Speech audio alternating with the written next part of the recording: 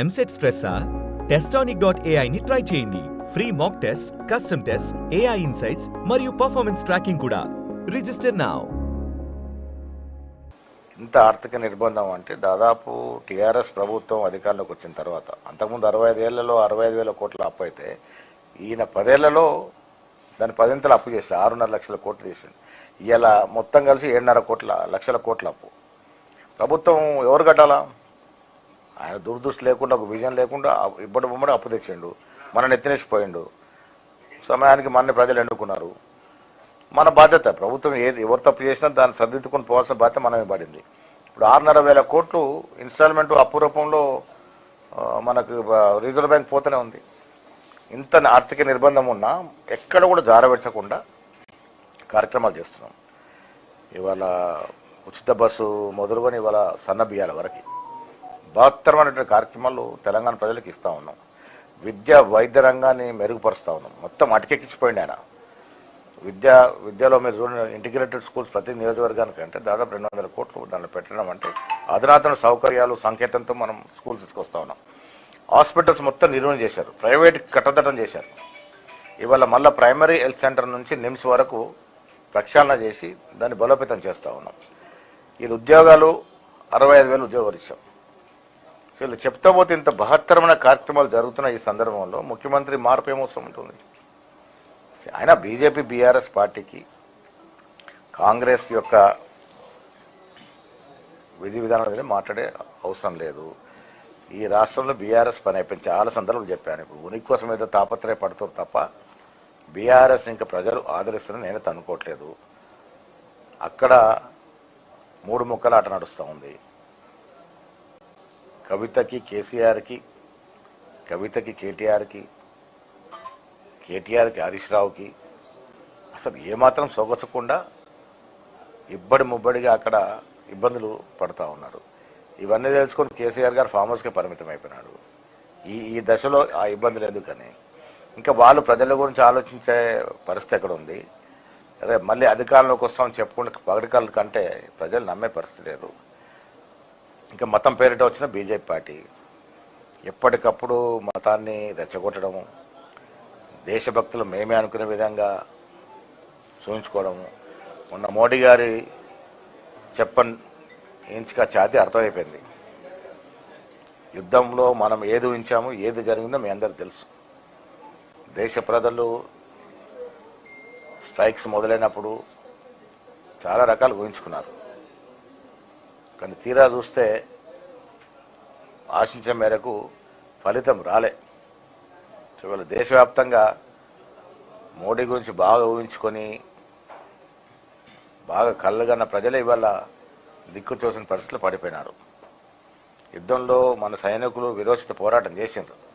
అయినప్పటికీ అమెరికా జోక్యం చేసుకోవడం ఇదే internal matter. Pakistan India internal మ్యాటర్లో అమెరికా జోక్యం అలౌ చేసినామంటే మనం వీక్ అయిపోయినట్టు.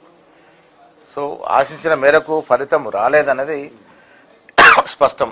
అందుకే కాంగ్రెస్ పార్టీ అడిగింది, ఈ స్ట్రైక్స్ వల్ల మనం కోల్పోయింది ఏంటి, మనం సాధించింది ఏంటి, అది క్లారిటీ ఇవ్వలేకపోతా ఉంది. కేంద్ర ప్రభుత్వం డీలా పడిపోయింది. అది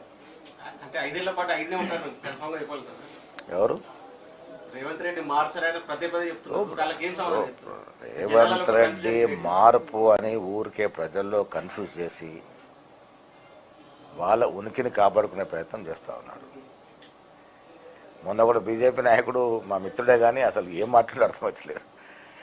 బీఆర్ఎస్ పార్టీ బీజేపీ పార్టీ ఒకటే ఉన్నాయి. ఆ ఒకటున్న పార్టీ అక్కడి నుంచి వచ్చి మాత్రం ఎందుకు కలుస్తుంది? అంటే మాకు ఇప్పుడు ఎవరు అవసరం లేదు. యువ నాయకుడు ఉన్నాడు, మాకు చక్కటి పాలన నడుస్తూ ఉంది. మంత్రివర్గ సభ్యులు, సీనియర్లు, ముఖ్యమంత్రి గారు మంచి కలయికతో ముందుకు పోతూ ఉన్నారు. ఆ దృష్టి అంతా ప్రజల యొక్క అవసరాలు తీర్చడం, ప్రజలకి మనకి ఎన్నికల ముందు ఇచ్చినటువంటి మాట నిలబెట్టుకోవడం. మాకు లేని బాధ మీకెందుకు? మేము, మా ముఖ్యమంత్రి, మా మంత్రులంతా కూడా సఖ్యతతోని మా ఎజెండా ఒకటే. ఎన్నికలకు ముందు మనం ఏమేమి వాగ్దానాలు ఇచ్చామో అవి పూరించడమే. ఆ దశగానే ప్రయత్నం జరుగుతూ ఉంది. మా దగ్గర ఏ సమస్య లేదు. మరి వారెందుకు సమస్య ఉంచుకుంటూ తెలియదు. ఉంటాయి. ఇప్పుడు మనము ఈ కాస్ట్ సెన్సస్ గ్రేటెస్ట్ థింగ్ ఏంటంటే ఇండియాలో మీరు చూశారు ఇవాళ రేవంత్ రెడ్డి గారు రాహుల్ గాంధీ గారి ఆదేశాలని తూచా చెప్పకుండా పాటిస్తూ దేశంలో మొట్టమొదటిసారిగా కుల సర్వే చేశాం. 42% రిజర్వేషన్ ఇచ్చాం. ఈ కాంగ్రెస్ ప్రభుత్వం గొప్పతనం.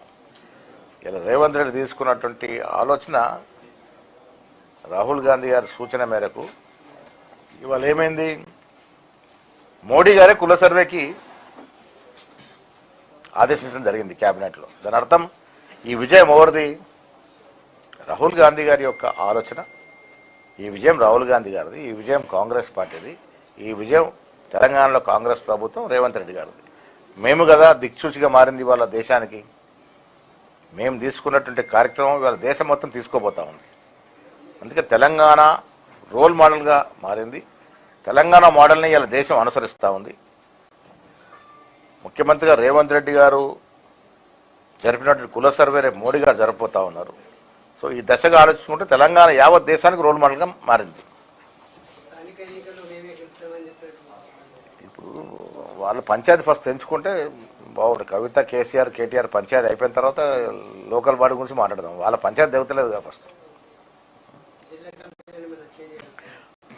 దాదాపుగా కమిటీస్ మారుతాయి. అంటే 3 ఏళ్ళు ఎవరైతే పూర్తి కాలం చేస్తారో కొన్ని ఎక్సెప్షనల్ కేసులు తప్ప దాదాపుగా మారుతాయి. అది మండల వ్యవస్థ కావచ్చు, జిల్లా వ్యవస్థ కావచ్చు, రాష్ట్రంలో కావచ్చు.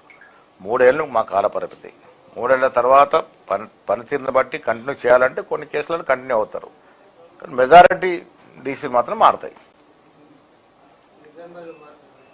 చూద్దాం. మీ రిపోర్ట్ వచ్చిన తర్వాత అబ్జర్వర్లు వస్తున్నారు. ఆ రిపోర్ట్ ఇచ్చిన తర్వాత మోహన్ రెడ్డి పనితీరుని బట్టి ఉంచాలా లేదా అనేది ఆ రిపోర్ట్ మీద ఆధారపడి ఉంటుంది.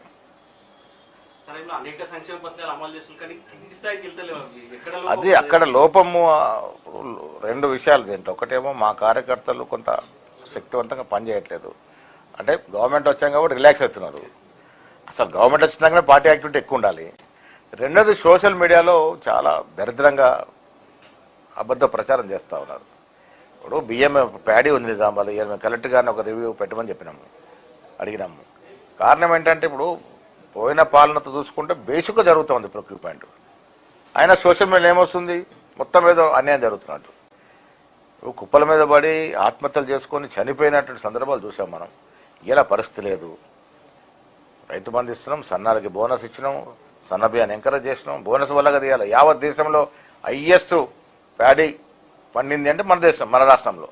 అది గొప్పతనం. కారణం ఏంటంటే మన ఎంకరేజ్మెంట్, రైతులకు మనకి ఇచ్చిన ఎంకరేజ్మెంట్ వల్ల అంత పంట పండగలిగినాం. సో ఇలా ఇండియా టాప్ ఉంది, నంబర్ 1 ఉంది యావత్ దేశంలో ప్యాడీ పండించడం కానీ ప్రొక్యూర్మెంట్లో కానీ. ఎవరికి నష్టం కాకుండా ప్రొక్యూర్మెంట్ చేస్తున్నాం. కొద్దిగా ఇన్కమ్ ఉందని అందరూ సజావుగా రైతుల కష్టాలు తీర్చాలనేది మా ఉద్దేశం.